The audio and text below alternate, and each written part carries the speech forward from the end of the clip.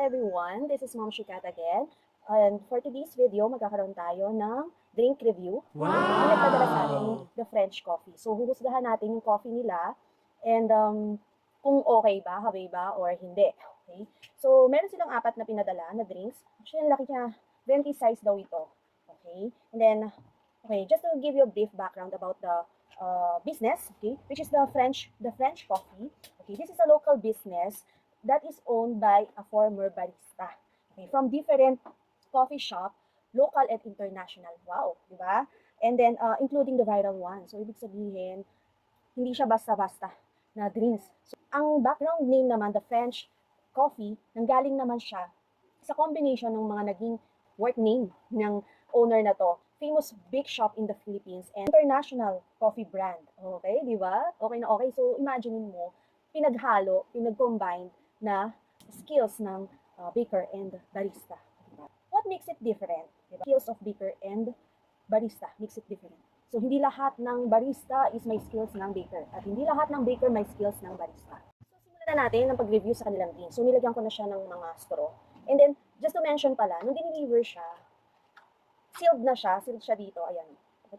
Sealed.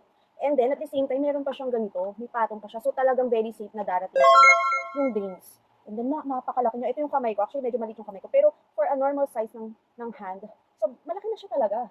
Okay?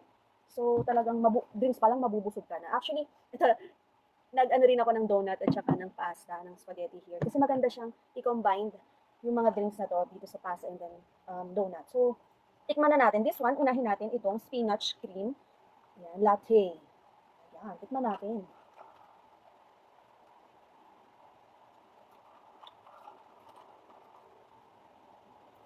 Okay?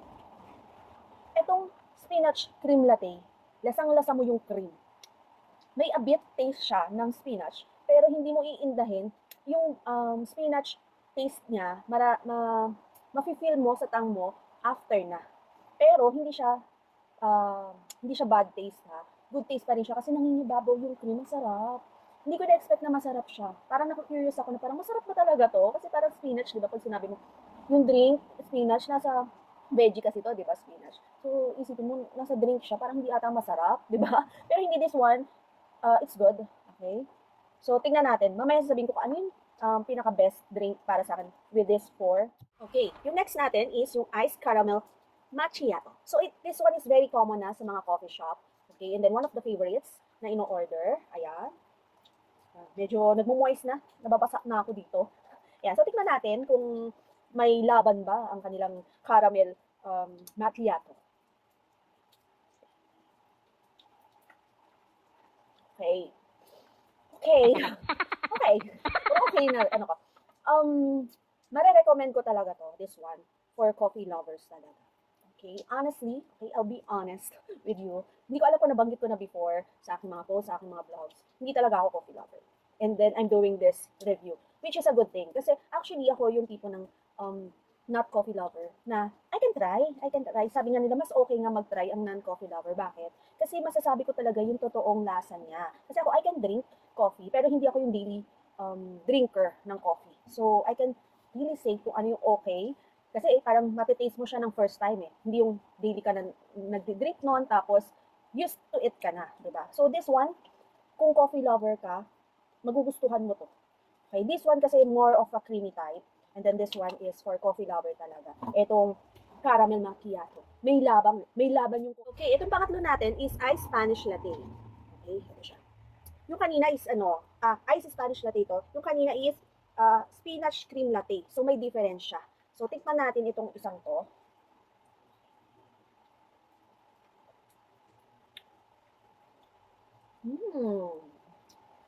Masarap din.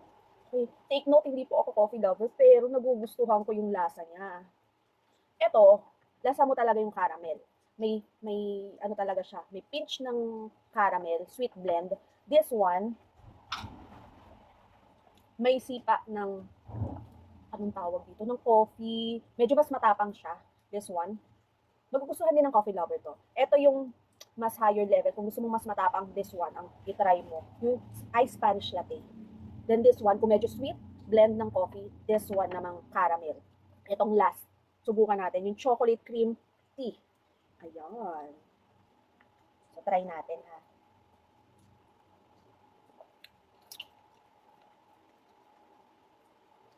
Okay. As expected, lasang chocolate naman din talaga siya. And ang maganda doon sa taste niya, may blend ng chocolate. May malalasahan ka din parang coffee-coffee blend.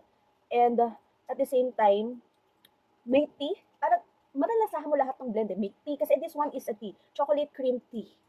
Yan. This one is chocolate cream tea. So, malalasahan mo lahat. Yung chocolate, yung cream, yung tea.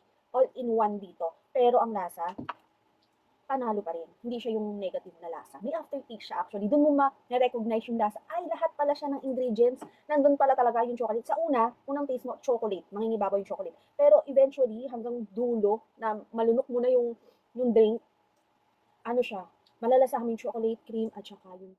Okay, so ibibigay ko na yung aking top 4. Yung una is yung pinaka-best for me and then yung pinaka-least for me. But it doesn't mean kung least man siya is bad yung taste niya. Siguro kasi iba-iba din tayo ng preference when it comes to taste. So yung top 1 ko, ito.